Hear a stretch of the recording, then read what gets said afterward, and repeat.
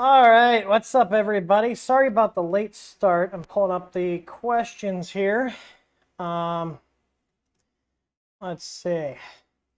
So yeah, my last couple of days have been a shit show. Almost quite literally, considering one of them is a sewer line issue. It's lovely walking into your house and smelling sewage. So that was fun. And then today, our main AC unit in the shop decided to just, stop working. So that's great. Yeah, so I was trying to figure out how to find an HVAC dealer around here that we can get in to service it, and luckily the unit is supposedly still under warranty.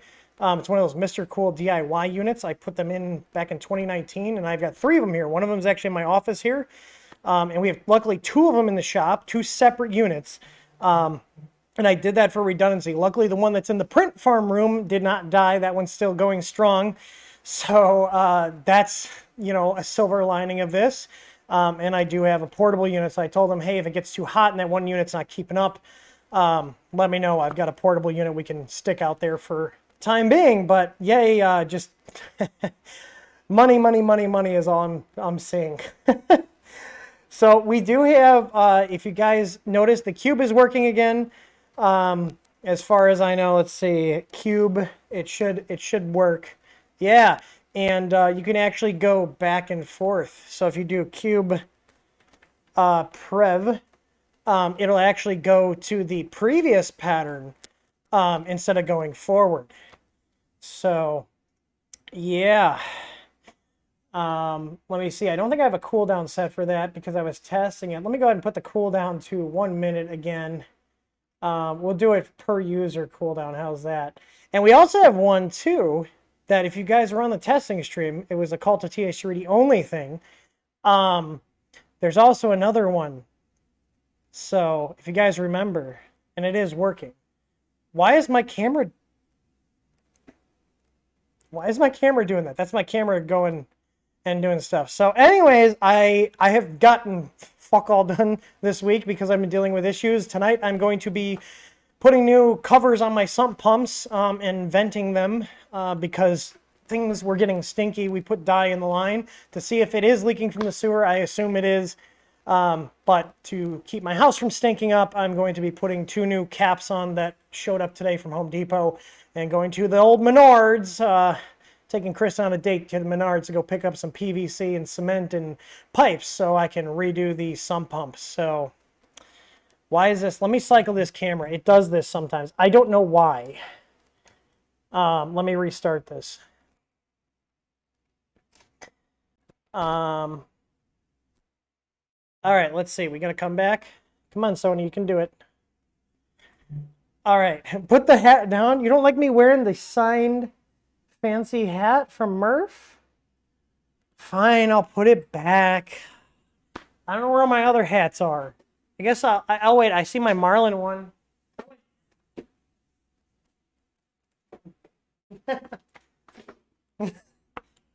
Fine, I will put my auto drop one on.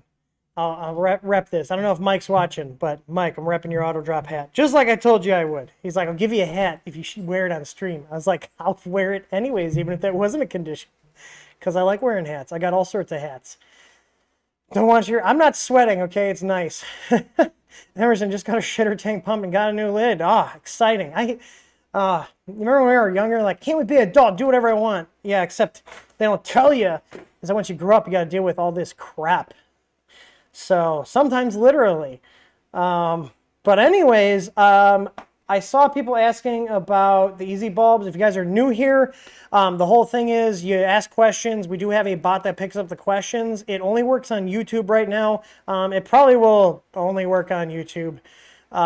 So if you want to ask a question, you put !Q in front of your question, and then the bot will tell you, hey, I got your question, and it'll do the thing. So, but anyways, yeah, so a Renaissance, I've heard that before. What does that even mean? A Renaissance man? Are you calling me old? I'm not that old, okay? How old do you guys think I am? Those who actually know my age don't answer. I want to see you people who don't actually know Don't actually know what guys would you, how old would you guys say I am? I'm curious. I'm gonna ask you guys a question. Um, I'm curious to see. Carlos says 33, 26, 53. Fuck you, Joe. I don't look that old. I don't even have any. I mean, I do have some gray hairs, but those are birthmarks. And there's one.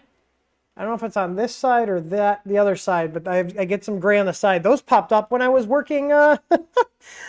When I was working in retail, they just popped up. My doctor said it could be stress related.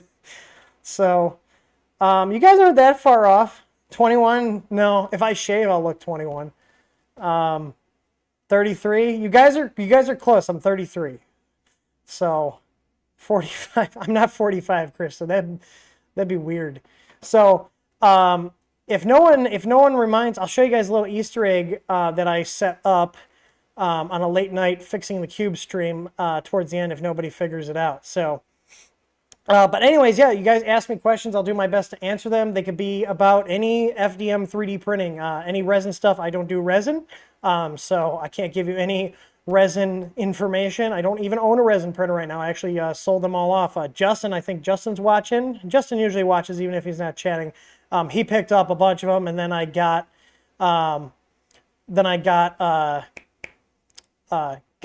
one to one of my buddies. So, anyways. Yeah, so I'm going to answer your questions. I don't have really any company updates. We are still working on moving the help center over. If you guys want to check the new help center out, it's at supporttest.th3dstudio.com.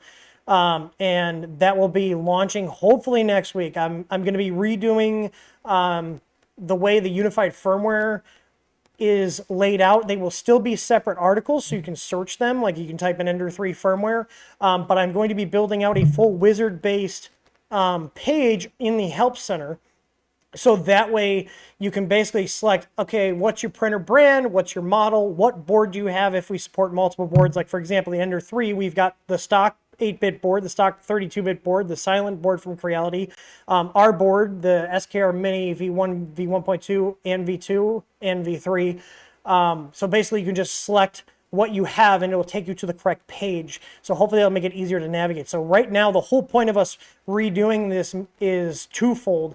Is one, to make it easier to navigate so people can find stuff quicker and easier and not have to be relying on our support to basically be a search function for them. And then also alleviate some load on our main site, because our main site is also our e-commerce platform, and having the help center on there does bog it down. So we're moving it to completely two separate servers, which will actually reduce our costs, because I do have a VPS we use for other things. And while it's not fast enough to run the e-commerce stuff, it's actually plenty fast to run our help center system. So that's what we're working on. That's the goal here. So, and then we're going to set up redirects and everything. So I see John Maxon here. I'm assuming, John, you made these. I also got the Marlin hat you made. I traded some Vision Miner for it from another guy. I'm a little hurt, John, that you did not get me a Marlin hat. I would have bought one if you were selling them. But I see you forgot about me. I don't mean anything to you anymore. So anyways, you guys need to ask questions, and we're going to go till at least 5. I do have a lot of stuff to do today because life has been just screwing me every which way, apparently. But before we get into that, I keep getting ads for this, and I'm reminded at how stupid people are, because apparently people are buying this, and it's not 3D printer related, but I'm going to make fun of it because I can't believe people are this dumb. And also, too, like if I wanted to purchase this product, my router doesn't fit into a document organizer. So if I wanted to protect myself from the 5Gs, how would I do that? Okay. The funny thing is, one, your Wi-Fi router doesn't have a goddamn 5G radio in it. 5G as in your cell phone signal. Whenever these things are referring to 5G, they're talking about your cell phone. One, learn the difference between ionizing radiation and non-ionizing radiation. and you'll feel really stupid for paying $90 for this. But this is insane that people are literally buying this to make their Wi-Fi signal shittier. But yeah, I can't believe people are buying this. Like, look at, somebody actually found the organizer they're using. This is hilarious. And this is, you know, it's supposedly made in the USA. This is clearly a document organizer with a bottom they made. Oh, God. I didn't even see these photos. I just saw this. I got an ad for this. I was like, wait, I had to click on it because it looked so fucking stupid. I guess, you know what, there's a saying about a fool and his money will soon be parted. Like, I would rather buy a Big Tree Tech board than this. Like, look at, even the recommended things are like all this crap. And hey, you want to buy some, you want to buy these? Let's buy one for each of our, you know, mesh network devices and put them in there. And then we're going to contact the company and wonder why our Wi-Fi isn't working. How do I contact the mothership with that? I don't know, but I clicked here and they sell a bunch of other scummy bullshit too. Like, look at this, a smart meter cover, because, you know, your smart meter is giving you cancer and causing migraines and headaches. Like, oh my God, like, holy crap, is this a pencil holder that they repurposed? Like, the fact that there's actual materials being made to doing this crap is wild to me. This was the best review here. Okay, so this guy says this is a very versatile device. So he made this into a hat. Okay, so you can see here he's got a very detailed wiring diagram of how to isolate yourself from the very evil 5G signals and smart meter signals by using this cover as a hat. You just have to get a super energy crystal. Okay, you put it on the top, and then you get the copper bracelets, and then these go on your wrists, and then you get the other copper bracelets and you put these on your ankles. And then the key port here is the lower chakra stimulator with the super reflecting crystal, because it's got to protect the portal, okay? It is not a butt plug. It's a lower chakra stimulator, okay? So very, very high technology here. The funny thing is there's like actual reviews on here, like verified purchase. Like, this is hilarious. Blocked electric company signal. They're billing me. Well, yeah, you idiot. They have to send somebody out. This is wild that this is a company that is in like actual operation selling this stuff. Like, how do you report this kind of stuff? Like, the fact that they're running ads on this and Amazon's letting this like exist is insane. Like, actually insane. But yeah, I thought you guys get a kick out of this before we jump into the questions, because I was like, you've got to be kidding me. There was a buddy of mine, his mom was like one of these like weird, like the 5G is going to kill us all type people. The 5G have given us COVID type people. And like literally had her whole office made in a Faraday cage. But then had to block the Wi-Fi and the 5G signals out, but then has a printer with Wi-Fi in the room. Anyways, yeah. So, if you wonder how stupid people are, just go look at these kind of products, because people are apparently buying them. Yeah. So maybe that's my next business. I'll get into document organizers that are, EMF 5G blockers.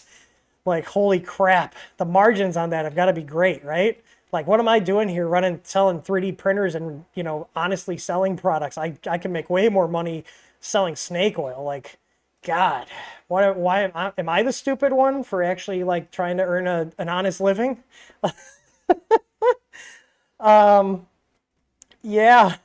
So anyways, hopefully you guys asked questions while I was chatting. We got a few here. So the first one is from Emerson Quarter. What's the easy ETA on easy bulbs? I need my fix. Let me pull up my supplier. I was pinging them When did I message them? So they messaged me on the 8th to confirm the hardware or the firmware testing procedure. They told me on Thursday last week. They said that they estimate they'll finish testing Monday, so that was a couple days ago, and then they're moving into packaging. So I'm gonna ping them again. I'm assuming they're gonna be shipping to us soon, and those are coming DHL Air. So I would say pending no issues and that everything tested. So I'm actually having them, so we don't have to do it here. I'm actually having them test the bulbs every single channel. So they have 4 color channels. They have red, they have green, they have blue, and they also have a white channel. And instead of going like with a super cool white or a super warm white, it's kind of in between. I have them in my living room, and it's a very nice like balance between them. It's about 4,000 Kelvin, so but it's not blue. You know, your 2700K is like your really warm white. I'm not a big fan of them. So like I was trying to find a decent in between. So they're using the LEDs are rated about 4,000 Kelvin. So they're not the blue tint like 5,000K. They're basically like the lighting in my office here, just a little bit, they're just a little bit warmer. So, but anyways, yeah, I'm really excited. We've been running them here. I have 2 behind me. These are easy bulbs behind me and these little towers that are changing. And you can still see the color, like it's very bright in my office. Both these overhead lights are about 8,000 lumens a piece, so it kind of washes them out. You can see it really well if I turn off my overhead lights. Let's see here, where are they? So, and these are actually the first versions, the first prototypes I have. These are actually only 7 watts. So the production ones are 9 watts, and I have those in my living room and downstairs in my basement office. And they're very, very bright. So these I don't care. I put the lower wattage ones in here because I bought them. They work. And these have been in here for over a year. So, yeah. But they're pretty cool. So if you guys are looking for a locally controlled, meaning there's nothing that phones home to our servers, phones home to Chinese servers, there's no app to download. It's literally plug the bulb in to the socket, turn it on, it broadcasts its own SSID. So you connect your phone to it, it's got a web interface, you connect it to your Wi-Fi, and then it shows up. Now it does have a web interface, so you can, you know, make a little shortcut on your phone, or if you have, I'm sure they're on iOS, I'm an Android user, but they run Tasmota, so you can use any standard Tasmota apps. There's a bunch of them in the Play Store. I think the one I like for just directly interfacing with my Tasmota devices, it's called Tasmota Remota, which I wiped my phone a little bit ago, so they aren't in here, but this is a really nice if you want an app to locally control. So the drawback is, you know, they aren't able to be controlled if you're outside of your house, unless you have a third-party system that they can talk to. Like for me, I use Home Assistant. So basically Home Assistant is my main way I interface with all my smart home products, and I also have access to that outside of the house. And I also use the Nabucasa integration, which is like $5 a month, I think it is, to connect your Home Assistant installation to your Google Home or your Amazon Alexa devices.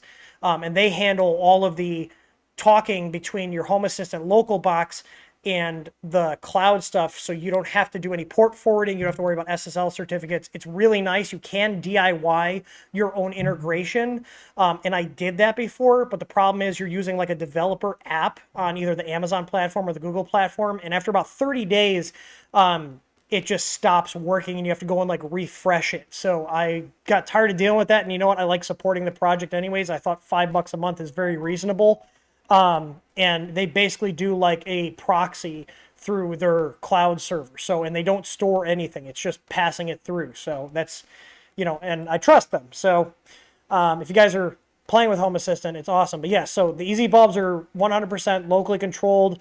Don't have to worry about any backdoors. All their source code is available on our GitHub. So if you want to go ahead and audit it yourself, you can see that there's nothing in there that we put in to, you know, scan your network or do any nefarious stuff that's, you know, becoming more and more common, unfortunately, these days, with especially devices originating from China. I've personally had IP cameras that have had backdoors in them. There's been multiple security breaches with stuff like that. So I'm very, you know, you can call me paranoid or whatever, but I'm all about having my stuff locally controlled. So I know what's on my network. And even then, I'm still isolating my IoT devices from my main network by having them on their separate VLAN and SSID. So When we have easy security cams, I do not want to get in the security camera business, but I typically use Amcrest brand or Reolink. Again, I don't know if they are safe, but the way you do this is you basically just isolate them from the internet. You put them on their own VLAN and don't let that VLAN talk to the internet. The only thing they can talk to is my DVR box on the ports that they need to communicate. So basically, I can still access my cameras through the internet. You know, I have my Blue Iris app here, and I am on Wi-Fi, but I can also turn it off, and my Wi-Fi is off now, and you can see I'm still able to access my cameras. So basically, I control the box that they're running on. So yeah, that's how I run my network here. So, and I can tell you, if you guys are getting into smart home stuff and you have routers and network switches that support setting up separate VLANs or at the very least separate SSIDs, just set it up now, okay? If you only have a couple devices, set it up now and move them over, because as somebody that had everything on my main network and I had like 70 devices, I was running out of IP addresses in my /24 subnet. And yeah, you got to move it, just put it on their own separate, use it on their own separate VLAN so you can keep that stuff isolated. And two, if you get like people that come over, you know, some of your tech savvy friends that, you know, are going to scan your network and see what's on there, they can start turning your bulbs on and off or your outlets on and off, you know, if they want to mess with you. Because I have nerdy friends that would do that stuff. I'm looking at you, Doug. It makes it harder for them to get access to it or somebody else. So anyways, yeah, so easy bulbs, I would assume in the next week or so. But I will follow up with the supplier tonight. Like I said, Thursday they told me they were moving into testing on Monday, and it's Wednesday now. So I assume they're being packed right now. But I will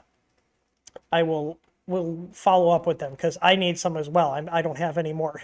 We did one like test production batch, and I sent them out. I know Emerson bought a bunch of them, and a bunch of our other guys. I gave basically our Cult of TH3D members early access to them to test them out. And the only thing that was different from those versus the retail ones that are coming in is the box was just a generic box versus we're going to have our own branded box and everything. Other than that, if you did purchase one from that small run I did just for the final testing, the ones that are going to be on our site are exactly the same, just they have our box. So 3D Experience says, I'm going to need E3D Revo soon. Can I order one through you? So we actually just got a ticket from them asking if we'd be interested in reviewing it, and we are going to ask them, hey, yes, we would be interested in reviewing it, and also would be interested in reselling it if it ends up being good. I haven't tried them, but they have seemed to be a good hot end from what I've seen. But yeah, let's see. And he says, I'm trying to volcano block. This is 3D Experiments again. Any tips on routing the wire? Seems to be really tight space between the block and the heatsink. Yeah, that's how it is. You basically route them out. When I did them, I would route them out the back and then run them up. You basically just got to fold them back down. So basically your heater cartridge goes in vertically, and then your wires kind of fold flat. Just make sure that the little insulating covers are over the legs so the wires going to the heater cartridge don't touch the block and energize the block, because then you can have some really interesting results, especially if your thermistor legs are also touching. We also have our tough hot ends are back on the way in with the new V2, so we're going to be doing a V2. I said I didn't have company updates, but apparently I do. I just need stuff to check my memory. So we're going to have a V2 version of our tough hot end. That's a V6 design hot end. And the difference between the V1 and the V2 is the V2 is going to have everything exactly the same as the V1, except we're going to the newer style heater block with the cartridge type thermistors, and they're coming with 2 high temp thermistors that'll go up to 320C versus 290C, and they're the cartridge type. So we're moving away from the glass bulb thermistor types. We will also have the silicone socks that fit the new blocks. And if you guys already have our version 1 of our tough hot end that we've been selling for years, we will have a kit. I think it's going to be like just under 20 bucks. I have the pricing in the site. I just can't remember it off the top of my head. That will come with the new block and the new thermistors. So if you want to retrofit your existing V1 hot end or any other V6 clone for that matter that has the glass type thermistors, it will come with the 2 same thermistor cartridges that are good to up to 320C, and the new block as well, so you can retrofit those. We'll also have spare thermistors available for the new cartridge type thermistors, and those are new stuff that's coming out. Let's see. I'm going to reload the questions. I don't know. I see someone asking about the Crimp ferrule kit. I had one here I used to take measurements and weight. I don't know if they took it yet, so let me see. Give me 1 second here.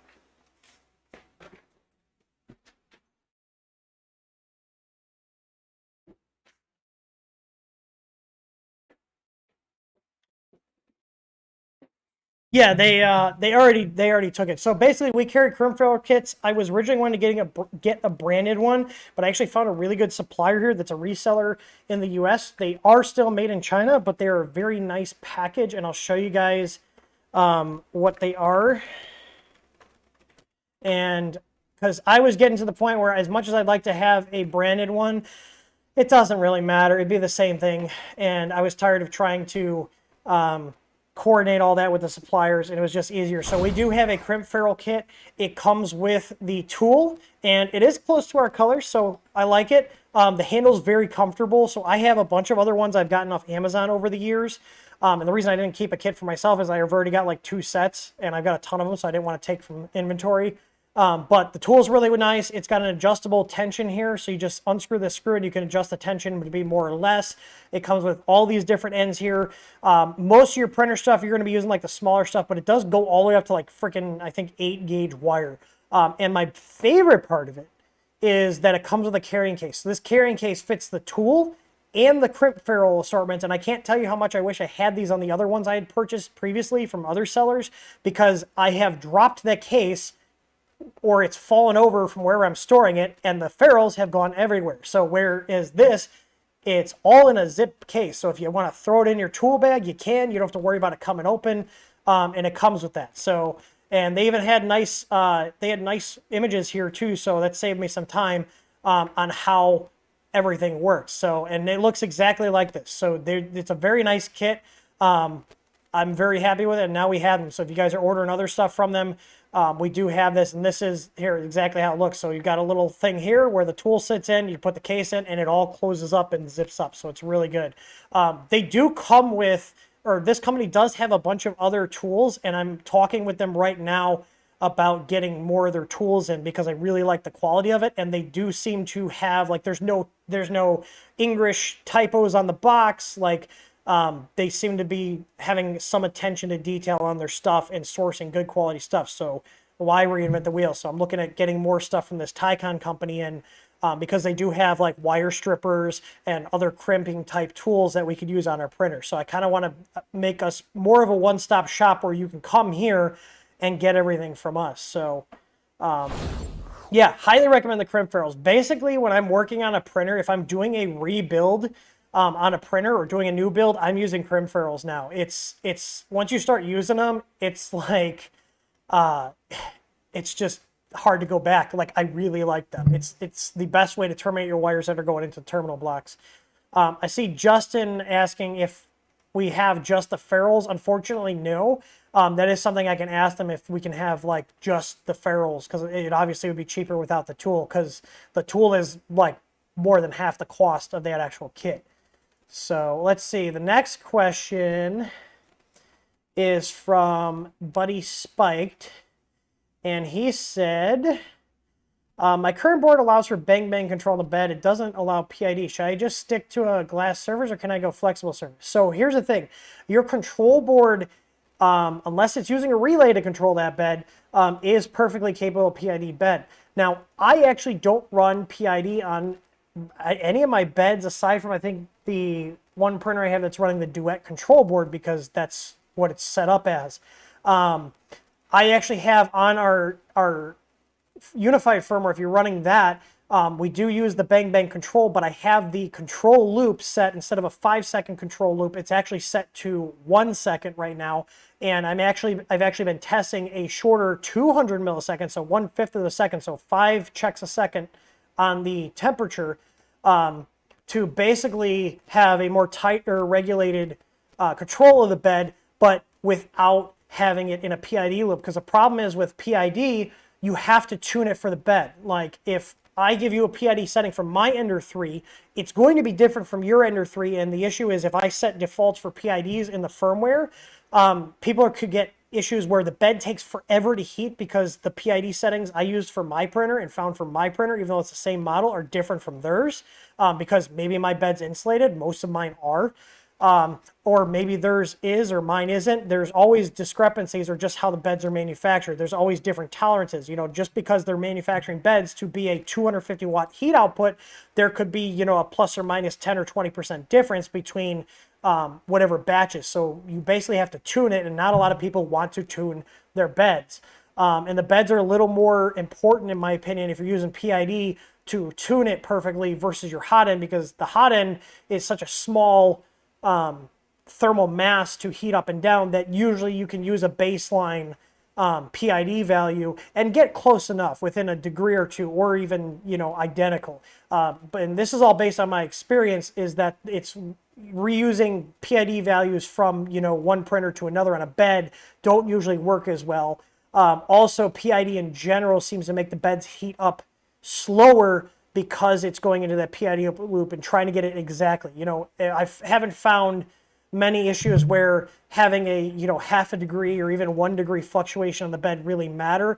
And again, running a faster bang bang control loop will usually result in it being a tire control anyways, which then eliminates the need to have to tune it. So I don't have the more aggressive loop in our current firmware. It is on our testing branch, and in a couple of weeks, I should be putting out another unified firmware update because we're going to start merging in the Marlin 2094 firmware update into ours. We're on 2093 right now. And if you guys haven't been on the Marlin site, you might have noticed they now have what's called the LTS version, which is what we're using. That's long-term support, which means it's more stable and they're doing less new things on it, but the trade-off is more stability. And then they also have a 2.1 version, which would basically be considered their like testing and, you know, more unstable version. So we're sticking with the LTS version right now because we want stability. I don't really care about having all the latest fancy features that 99% of people aren't ever going to touch or use. I'm more concerned about putting out firmware that's, you know, stability focused instead of, hey, we have all the latest features and all this stuff, you know, because we want our printers to run. So let's see. Bay Park says, I have an Ender 6 that I want to stretch the Z-axis onto 1,000 millimeters. I can handle mechanical issues. What firmware issues will I run into? Really not any, other than just change the Z size from the 400 default to 1,000. That's it. You're going to have to extend all your wires. Personally, if you're going to go through all that trouble, I would get rid of that breakout board and run all new wires back to the control box, because people are having issues with those breakout boards, and I've had intermittent issues with mine as well. Cleaning the contacts and resealing it seems to resolve the issue, but that's something I think it was worth mentioning. But if you're just stretching the Z-axis up, that's fairly simple. You're not going to be able to use your side panels, so if you want to enclose your printer, you're going to have to get new side panels cut, which will probably be pretty costly because acrylic isn't cheap. And then on the rear, you got to remember they have like it bent out to accommodate the Z-axis movement. But you know, basically it's going to be more of the same. You're going to have a longer lead screw and just a firmware setting. So firmware-wise, it's really simple. Just change it from a 400 to 1,000, and that's it. And that's assuming you keep the same type of lead screw, meaning what the thread pitch is and how many starts it is. Because if you change that, then your steps per millimeter can change. So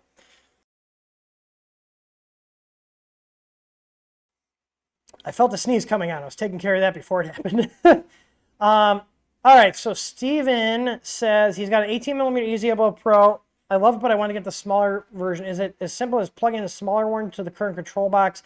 And how do I get the probe without the full kit? So we don't sell the probes without the control box. The only time we do that is if somebody has one fail and they're out of warranty. We can authorize a probe being sold separately. And the reason we do this is then it makes, if you're in warranty and you're switching probes out, it makes it hard to track what warranty applies. And we also have people that, you know, if we let them, they would buy just the probes, try to wire it up without a control board, and then complain that the system doesn't work correctly because they're not using the whole system.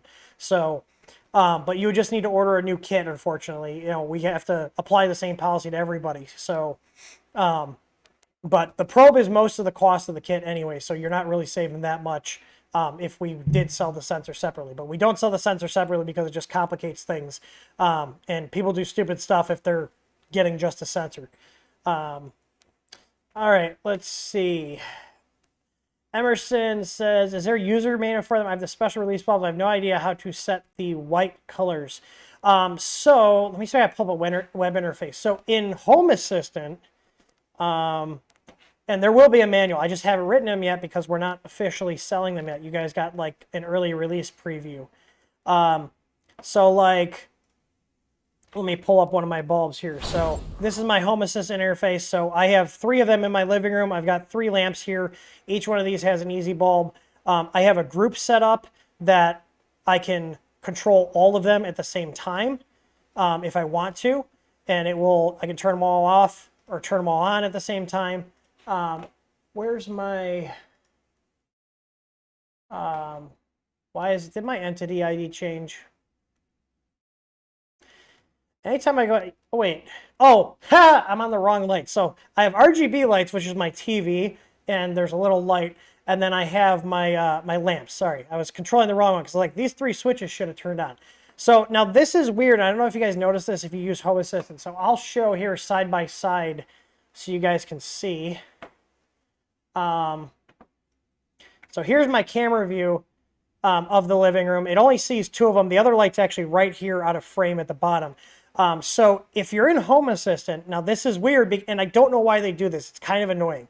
So if you're on the white tab here, okay, and this is set up just for the native integration. Look at the cat's like, what is going on? If you set up with the native integration, if you go to the white tab here and change the brightness value, it'll do that. So this is lighting up just the white channel. Now, if I go to color here, you would think it would switch over to the colors. Now, if I do the color here, and I just click on here, and I'm having it change the color slightly, it should go to the dedicated white channel, okay? But if I go here to the blue, it'll change on blue. Now, if I go between basically the blue and the white here, this is now mixing the blue with the actual white channel. So I actually have the firmware set up so it will mix the white channel with the color, so you get a tinted color, which is more accurately reflected as to what you see here on the color chart.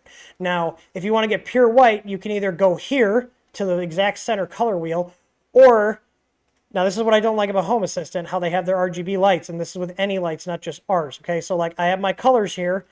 Now you would think if you click white here, it would instantly change to white, but you can see it doesn't. It doesn't actually change to white until you toggle the brightness to a different value. I don't know why they do this. This happens with any RGB light, not just ours. This is a Home Assistant thing. But if you want just basic white control, you can set it on white, or the same thing can be accomplished by staying on the color wheel and going to the center here. So if you look here, if I go here and then back to there, you can clearly tell it's a pure white channel. It's not mixing an emulated white, which a lot of bulbs that don't have a dedicated white channel do. A lot of the strips, like I have cheaper strips, and I'll show you the difference here. So like I have the TV LEDs. This is a custom built controller.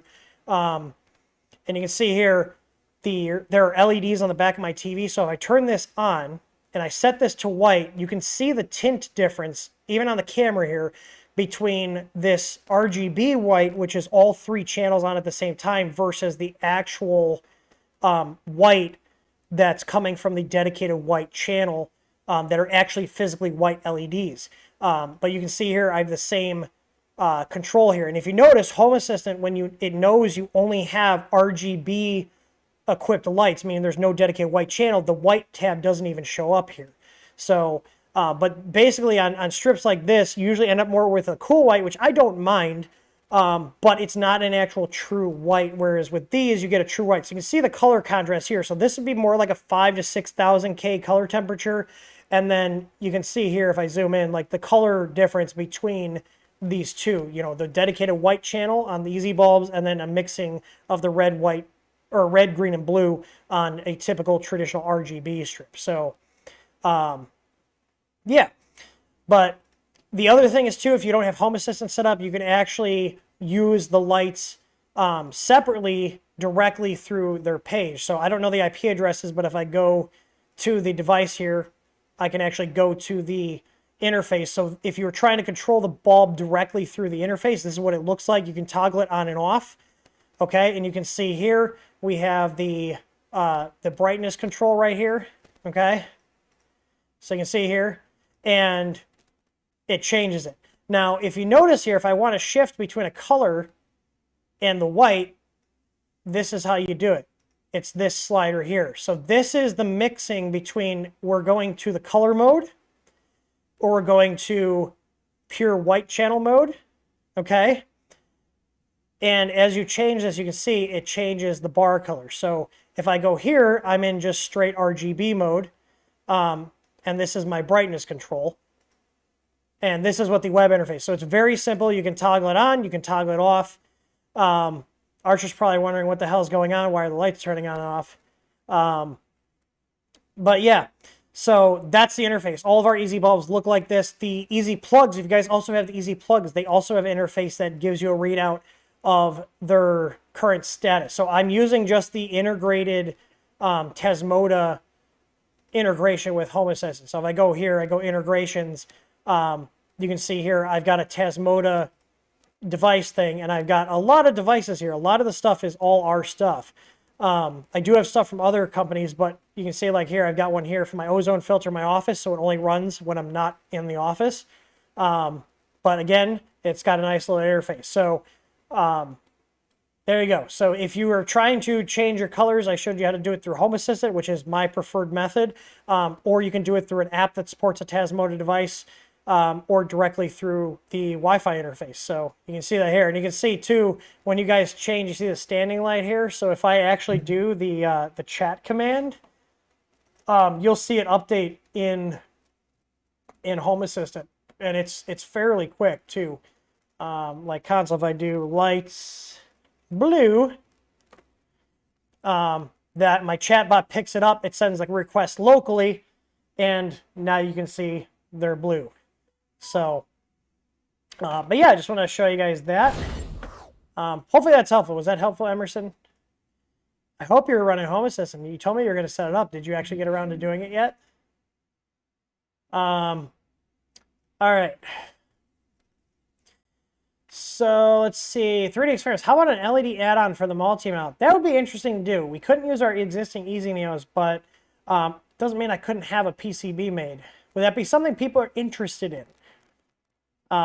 Because you could also theoretically connect that in parallel with our Easy Neos, even if it's only got like 3 or 4 pixels, it would still work. It just wouldn't respond to any changes past the 3rd or 4th LED, however many it had. But that's definitely something we could look into. Let's see.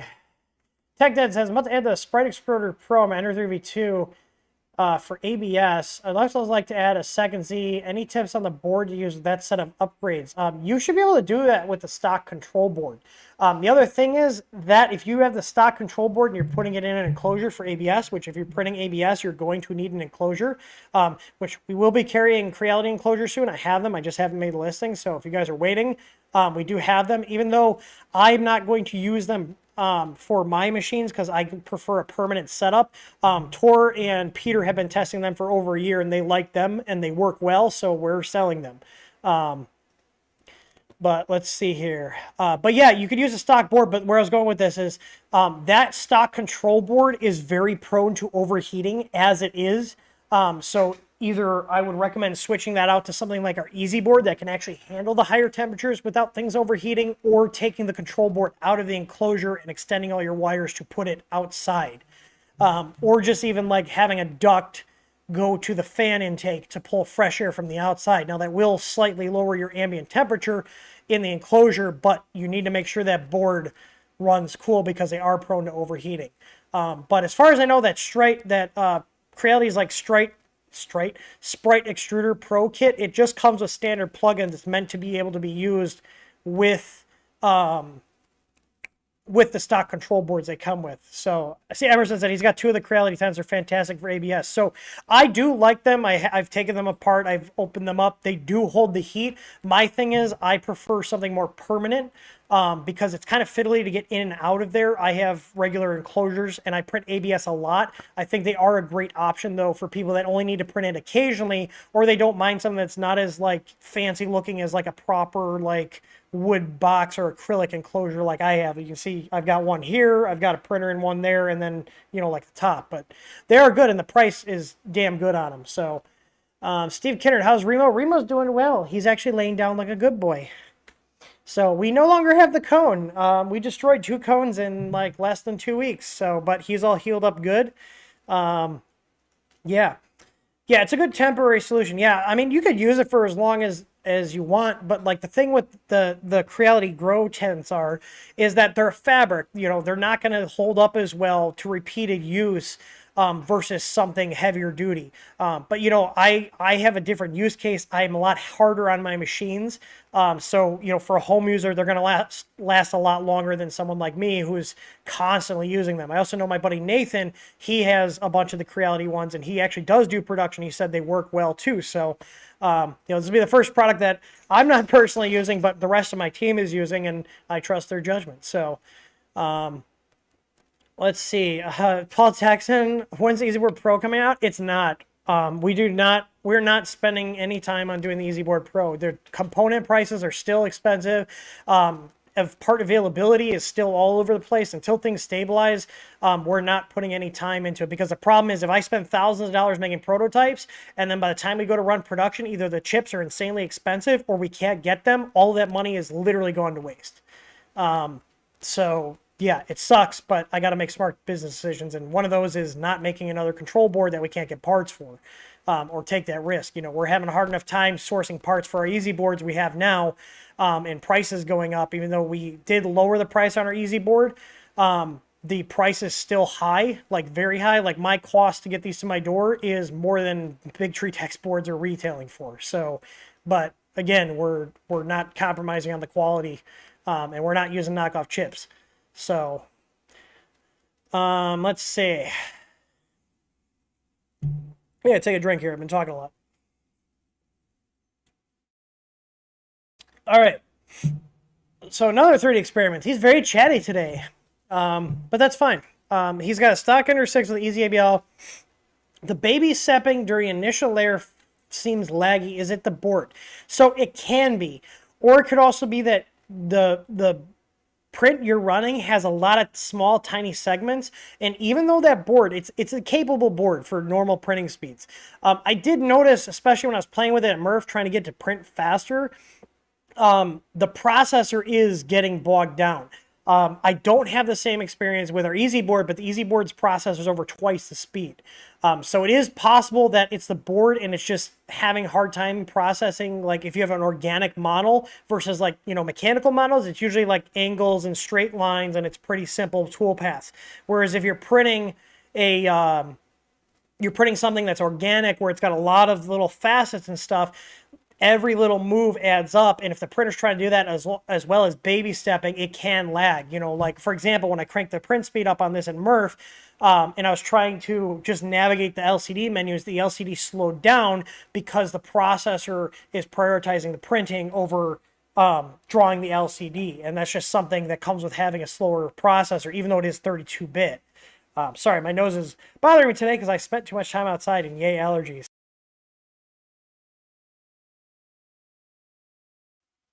All right.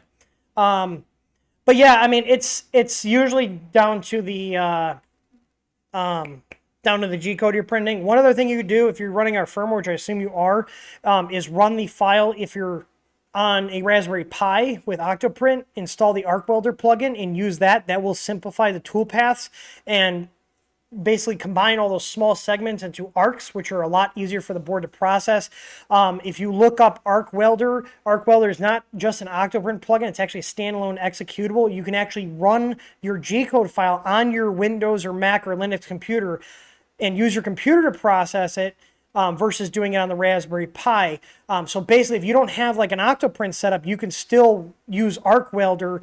I know there's a Cura plugin for it. I don't know if there's a plugin for other slicers. I know there's not one for Simplify 3D, but you could also automate that process through, like on Simplified 3D, they have a spot for post-processing scripts. So when you save a file, it will then run a script, which you can then have it, do Arc Welder on the local computer before you put it on your SD card and put it in the printer.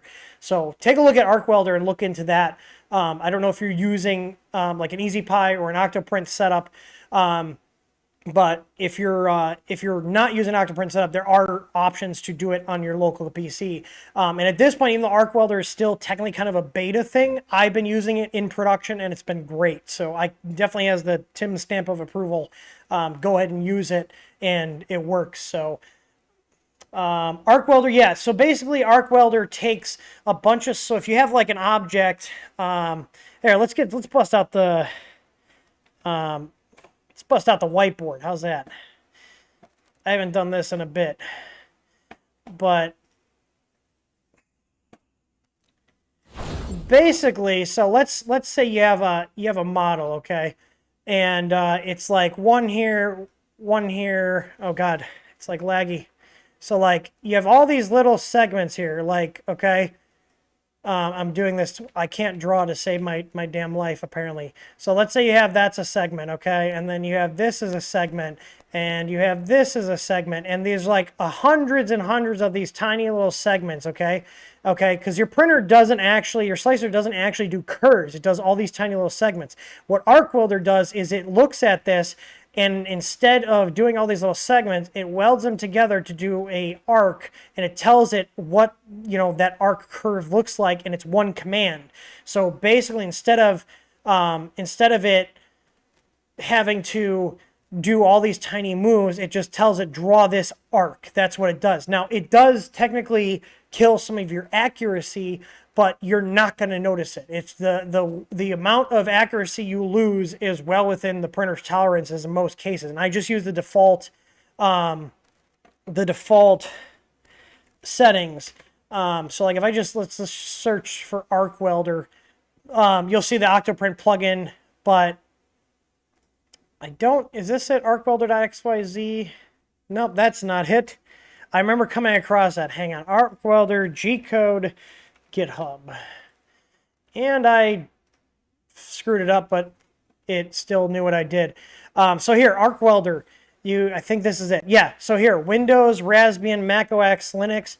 It's literally a command line file. So you basically open a command line up, you tell it, there's the G-code file, and run it through, and it will process it, okay? So it will process it on your local computer. This is the back end of what the Octoprint plugin. So the Octoprint plugin takes this Arc Welder program and puts it into an easy-to-use plugin. So if I go and just show you guys here. So if I go to my one of my printers here. So where's one of my printers? So I go here to one of my printers. I use Arc Welder on our machines, and if I go ahead and upload a G-code file, so I'll go ahead and just upload a random G-code file. I'll just grab a random one here. And you'll see here, it's processing this. This is actually the one that's on there. So it's going to process this file here. And you can see it actually reduces the file size as well. So it's more efficient. So you can see we went from 10.4 megabytes to 6.9. And I have this set up for auto processing. So if you go here on Arc Welder, there's a little tab. This is using our EasyPi image, which is the image we include on all our EasyPi kits. The EasyPi, if you're not familiar with it, is a plug-and-play Octoprint kit. We literally build them, power them up, test them, make sure they work. So you literally get this, plug it in, plug your printer into it. If you're also sending in your Wi-Fi information, we will pre-program the EasyPi kits. When you get it home, it will automatically connect to your Wi-Fi network and show up, and it's a locally controlled device. We don't have anything here that phones home to us. Again, local control. You buy it, you own it. I don't want any backdoor crap on my stuff. So yeah, you can see here, this is the last one here, so it processed the file. You can see it created 22.8K of information from 165 kilobytes of extrusion. So it did a 42 to 45% reduction in how many moves it's telling it. So like the total compression is about 33.5%. It's awesome. So you can see here, it even tells it, here's the file size and here's the line count, how much we reduced it. It's nuts. So yeah, it's really cool. So if you want all the nerdy the nerdy data, you can. I don't know why their firmware check says our firmware is not compatible. Oh, there's no info available because my printer's not on. I have an easy plug on here. So my printer's just turning on now. But our firmware does work with it. I think they just don't have like our firmware in their like database of like what works. But it does work. I can tell you it does support it. So you can use it with no issues with our Unified 2. Give me 1 second. This might be the Mr. Cool people calling for my split unit that's messed up. This is Tim.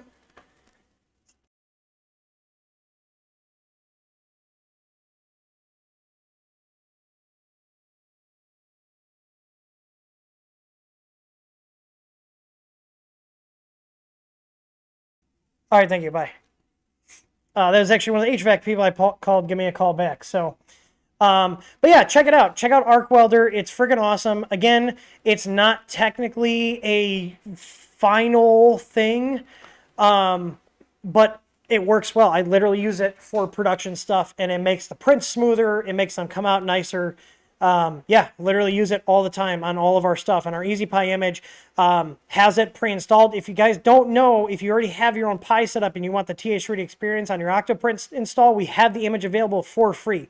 There's no tech support included because, you know, it's not our kit, but you can use it for free. It's available on our website for download. So anyways, hopefully that helps. All right, let's go back. We've got a couple more questions, and then I'm going to wrap this up. So don't ask any more questions. So I didn't get to a question you guys have. Don't ask me. You can go ahead and post it in our Discord server, which is available for everybody for free. We do have a Facebook group that's for our customers, so it's active, but Discord's where to go. So anyways, I will answer Cody's question because it's funny.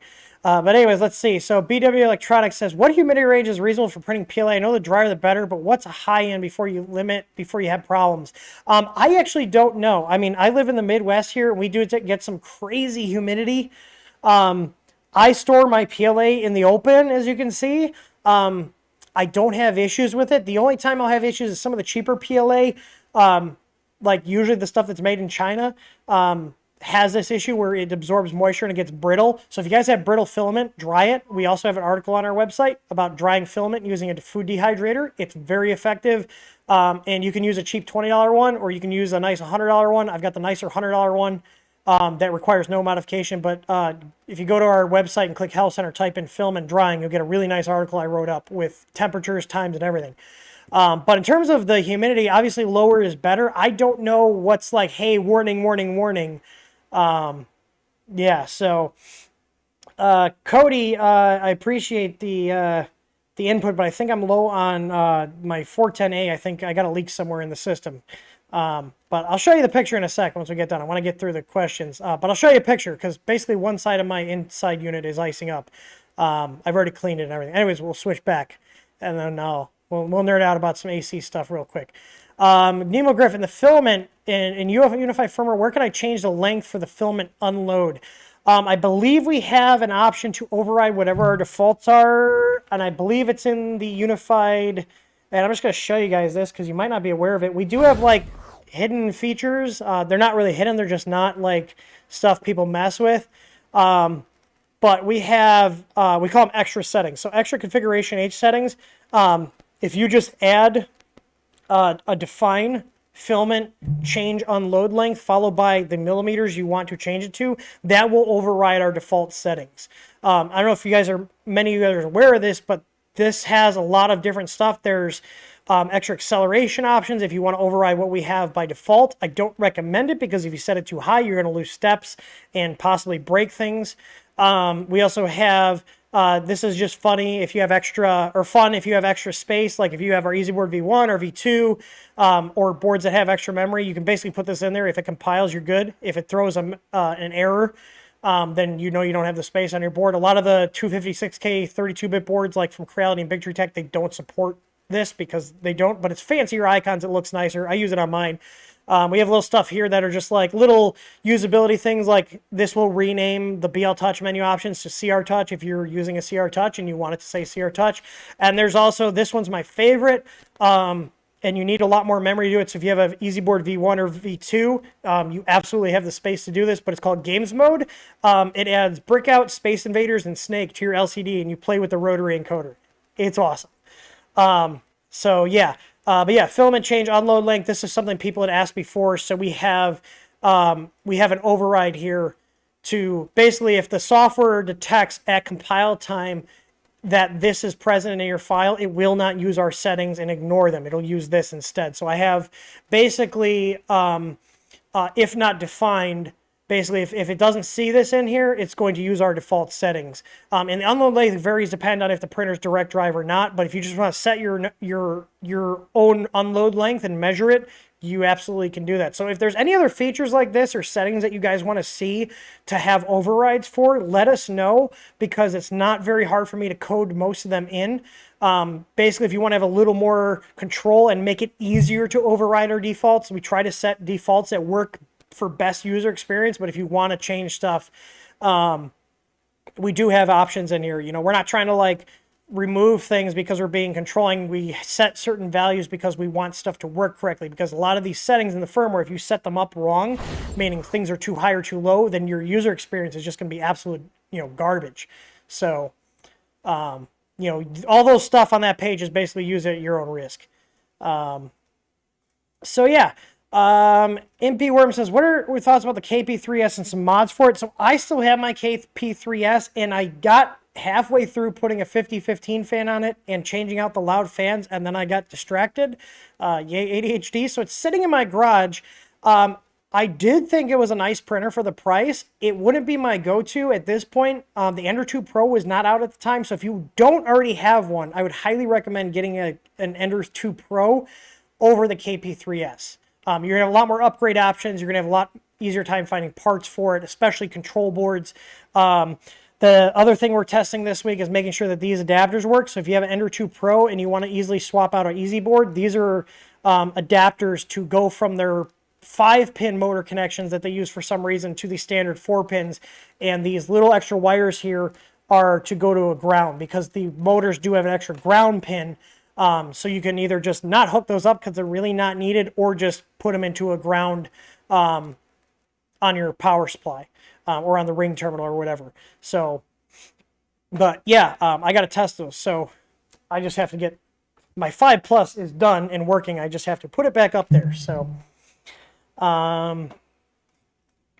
anyways, yeah, it's not a bad printer, but if you haven't already bought one, I would not recommend buying one. That also had issues where, and it's funny because people left comments saying I was, you know, just trying to sell people power supplies and parts. They had all the current for the whole printer, including the heated bed, going through a tiny little barrel jack. And I said that it was going to cause issues because it was getting warm and heating up when it was brand new. People told me I was crazy and that it wasn't needed, but then people's jacks started burning up because I was right. And basically the main thing with that is if you get that printer, you're going to want to add a MOSFET for the heated bed to take that load off of that connector and run wires directly from the power supply to the MOSFET, so you're not putting all that bed current through that tiny little barrel jack.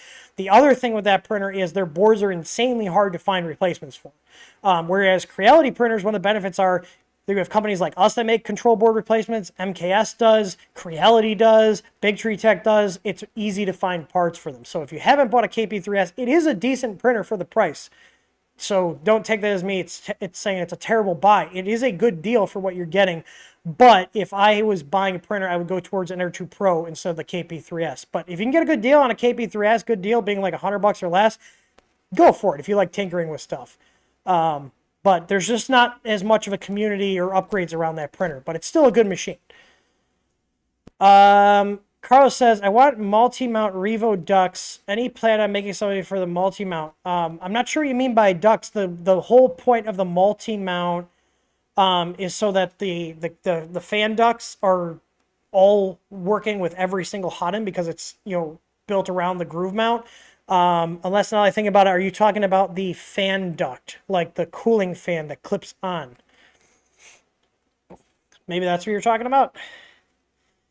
I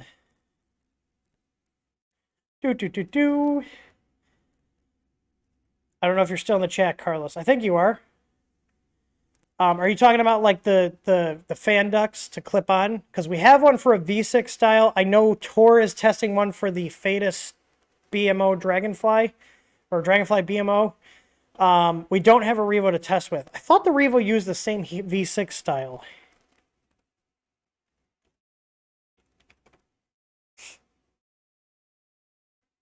I thought it used the same one, the Revo 6.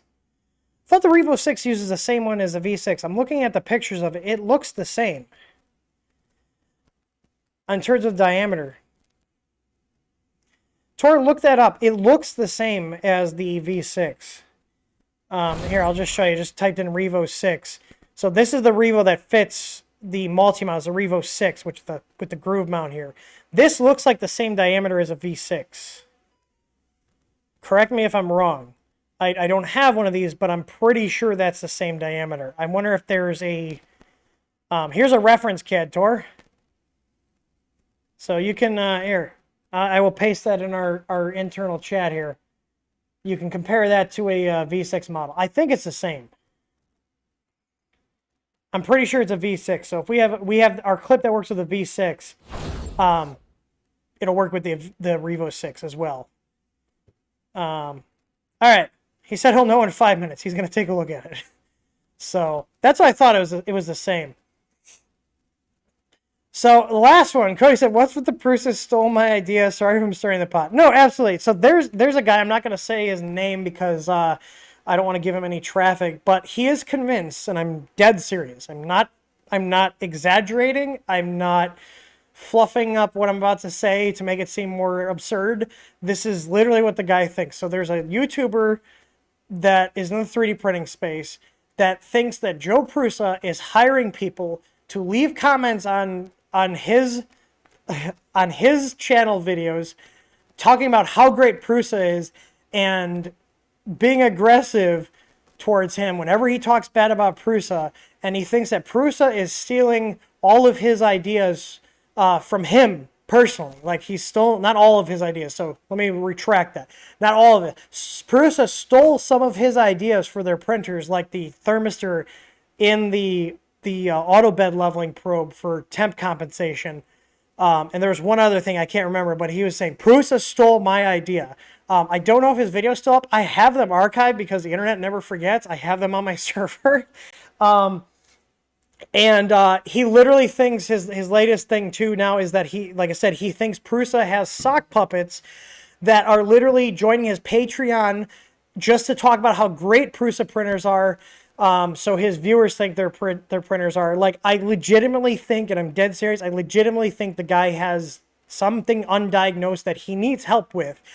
I'm not being mean. I'm genuinely concerned that this guy has some issue that he needs help with, because he literally thinks that this 3D printer company with no actual evidence is hiring people just to talk about how amazing their printers are on YouTube and Patreon and Facebook groups and Reddit. I'm sorry, but you're nuts. If you tell this to a therapist or something, they're gonna be like, "Are you okay? Do you have no proof other than anecdotal evidence of account names seeming foreign sounding?"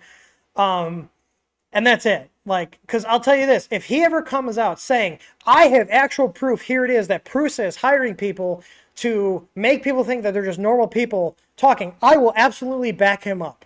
But he has yet to produce any information stating that this is actual fact. He doesn't have any insiders that used to work in the comment farm, the Prusa sock puppet comment farm. If he does, put me on record. Somebody write this down. If he ever comes out with it, has actual real evidence confirming this, I will be the first person to support him in exposing that. But until then, the guy's just a nut job, in my opinion. Let's just do that. Let's see. Tor just posted a picture. And like, he still continually makes videos about he just hates Prusa. I think the guy was just butthurt that Prusa wouldn't send him a free printer at some point.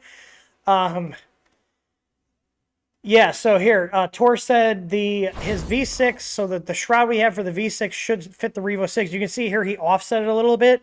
But yeah, the diameter looks to be the same. Yeah. So there you go. That's a V6 heatsink overlaid with the Revo 6 CAD model. I would say looking at that, it's going to fit. So let us know if it doesn't. I think it'll fit, because typically I think that was the thing E3D was saying. Like, here's the thing: E3D paid to have all those parts injection molded for those fan shrouds, and I'm sure they have a ton of stock. Why would you change the diameter of the heatsink? It's not going to matter. So yeah, I think looking at that, I think it would. If someone's like yes or no, not maybe, yes or no, will it fit? I think it would fit. So. Yeah, so just use the V6. So that's another thing too, and it brings up a good point. A lot of the printer stuff, there's a lot of overlap and cross-compatibility between different parts. If you guys haven't noticed that, pay a little bit more attention. You know, like heater cartridges, even though there's not a standard, everybody kind of uses the same size and same length. So same diameter, same length. So everything's kind of universal. Same thing with thermistors, whether it be the glass type or the cartridge type. You know, there are some proprietary exceptions, but in the most part, there's a lot of crossover compatibility between parts. And that's what I really like about this industry, is there is that. So when you have companies coming out like, let's say, like Bamboo Labs, for an example, they have all proprietary crap on their printer. So the thing that sucks is if they go out of business, which is possible, like especially, you know, these days, we've seen more businesses go out of business in the last 2 years thanks to all this bullshit that's been happening. It's very possible that the business go under and then you have a printer that you can't get parts for. I hate that. I hate that in my general life. It's the reason why I don't buy products from certain companies, because they are anti-right to repair and have anti-repair policies and methodologies that they use in their companies. You know, one of them being Tesla. I think Teslas are freaking awesome. I think they're cool. I will never own one until they change their stance on selling parts to consumers. I work on my own vehicles. I want that to be no different than with my electric car. So until then, I will not own a Tesla. Same reason I don't like Apple. Apple is very anti-consumer, anti-right to repair. I will not buy their products. Now, I'm not saying every other company is perfect, but I try to base my purchases and my evaluations of products based on long-term viability. Like, yes, this product could be freaking awesome out of the box, but a year or 2 years later down the road, am I going to be able to get parts to use it? Am I going to be able to get parts to keep it running? You know, I drive a car that's almost 12, or it's 12 years old at this point. I can get parts for it all day long, whether it's on eBay or Amazon or AutoZone or O'Reilly's. Like, you know, the same thing with these printers. Like, I don't like buying stuff that is not user-friendly in terms of servicing it. Whether that's you taking it to someone like me to have your printer fixed and me being able to get the parts, or you doing it yourself. You know, that's something I am very, very passionate about, and something that influences all of my purchasing decisions, both personally and professionally. So when I'm trying to when I'm trying to come up with products, I want to make sure that my customers are going to be able to repair things if they want to, you know, whether that's just replacing a part, you know, like our Easy ABL kits. We could easily say, oh, well, we don't sell you sensors separately. You have to buy a whole new kit in terms of like it died. If you have an Easy ABL kit, even if it's out of warranty, if you show us, hey, this is dead, but my control board still works, we will sell you a new sensor. It's not going to extend the warranty on the whole kit, but we will sell you a replacement part. You know, we're not going to be like, well, shit out of luck, buy a whole new kit. Like, no, we have discounts for out of warranty kits, whether it's a kit you bought, you know, 2 years ago or 4 years ago, or, you know, it's a year old and you're out of warranty. We do have it. Just ask. We are very flexible and we try to take care of our customers. Basically, I treat my customers how I would expect to be treated from other companies. So, and I do business with other companies that take care of their customers. That's another reason, we'll save that rant for my personal channel, why I'm done buying Samsung. Their support is atrocious. So just a heads up, especially if you buy from them directly, which I do. I buy unlocked phones and pop my SIM card in. So anyways, I think that wraps everything up. I got to get back to work. I'm going to be up working late and trying to figure out resolution on fixing our AC unit. Oh, speaking of that, Cody, are you still watching, Cody? Because I'll show you what I'm dealing with really quick before we give Remo his TREAT and then wrap up.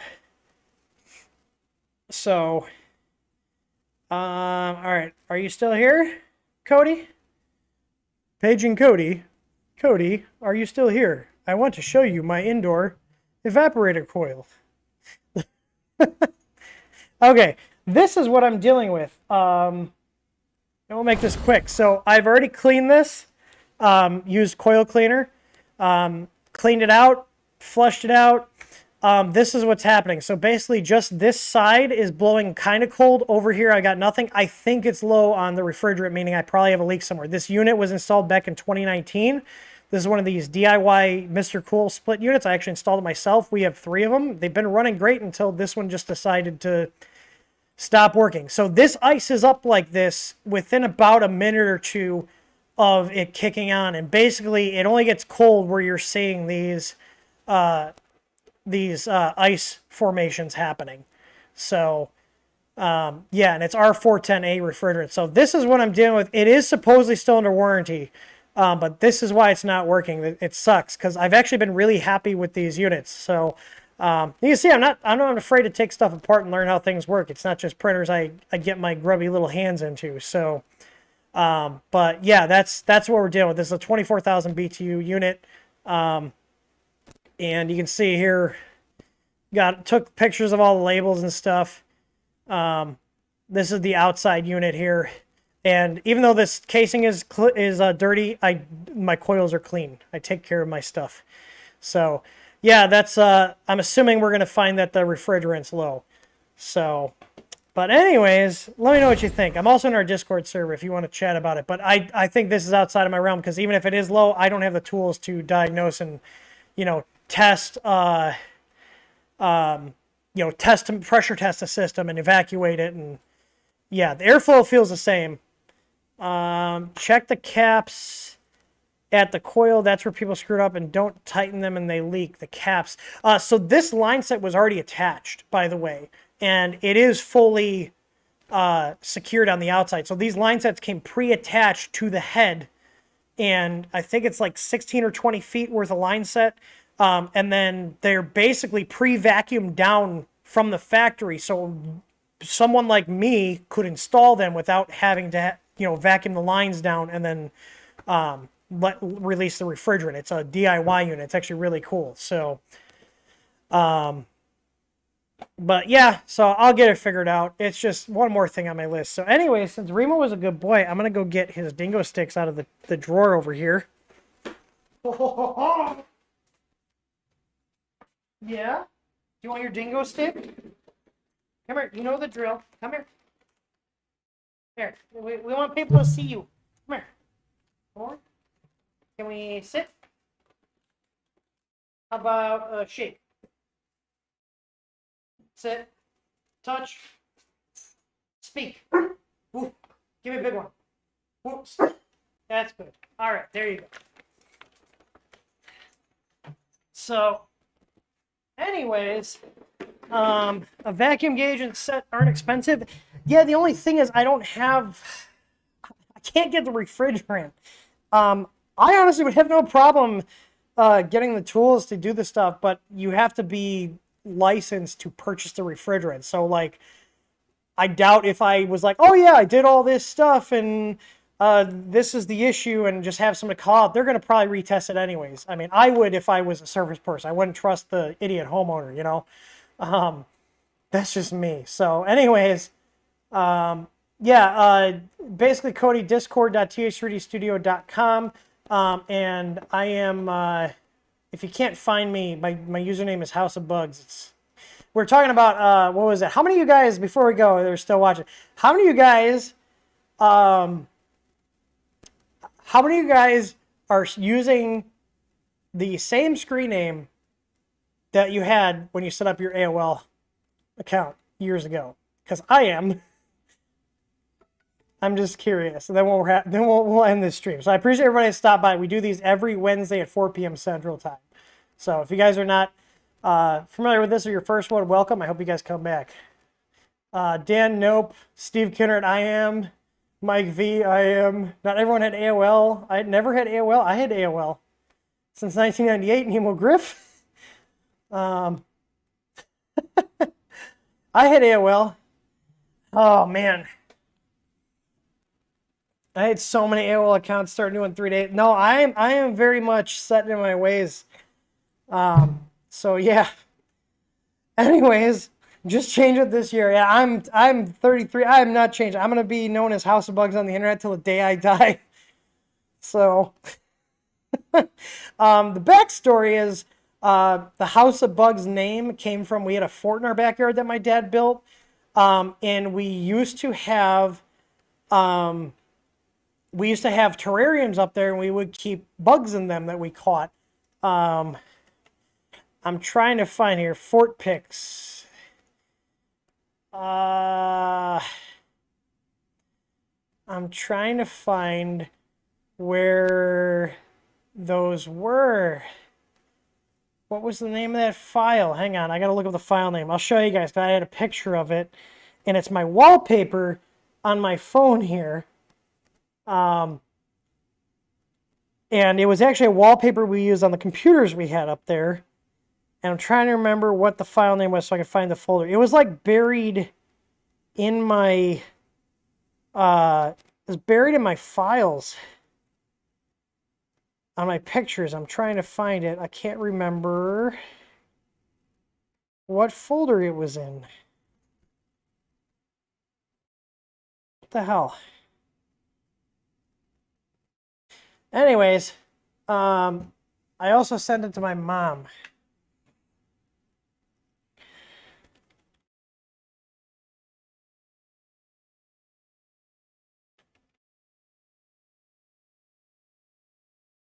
House of Bugs. Da, da, da, da, da. I'm getting sidetracked here, but I want to see here. I can't find it. But we'll say that for another one. I will. Oh, hang on. Telegram chat. I did send it there. Hang on. You guys are going to laugh. The freaking.